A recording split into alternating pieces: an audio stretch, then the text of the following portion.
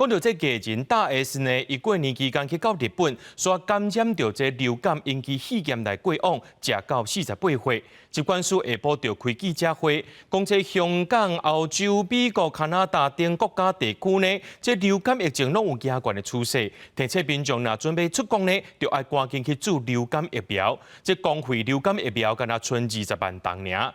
就一寡诊所下晡就真侪民众去排队，讲要注这流感疫苗啊。注疫苗我就会通知伊莫来啊，因为拢注完啊，早起就拢注完啊。下晡3点还未开始看诊，诊所柜台电话就接袂煞，大部分是敲电话来问讲是不是要流感疫苗会使注。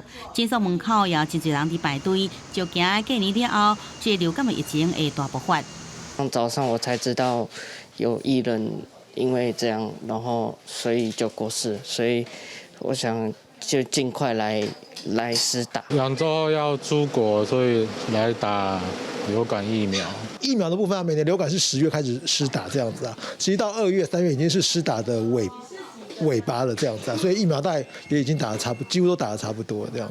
民众抢注疫苗毋是无原因的，车衫团出国内艺人大 S 市议员过年期间到日本旅游，因为为着流感并发肺炎，不幸过身，享年48岁。小 S 经纪人也证实这项消息。对此，医师讲，流感病毒甲一般感冒无同，尤其是免疫力低、慢性病才是高风险的族群，若出现一直小鼻涕，无啥侪人这症状，就赶紧向医生看，若无后续并发肺炎，致死率是真悬。流行性感冒本身是病毒感染，但后续常常会引发后继的细菌或霉菌引起的肺炎，死亡率相当的高。因为疾管署下晡也赶紧召开记者会，说明国际疫情。像亚洲、欧洲加美洲这国家流感的主流病毒株拢是 A 型 H1N1，其中香港、欧洲、美国加加拿大这国家地区疫情也是有相关的情形。提醒这个出国旅游的民众，要赶紧去注射流感疫苗。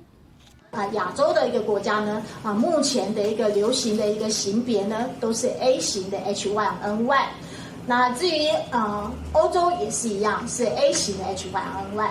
那美国呢是 H3 跟A 型的 H3N2 跟 H1N1。疾管署有估，这礼拜国内类流感就医人数也清悬，不过是不是会超过16万外人数，也继续来观察。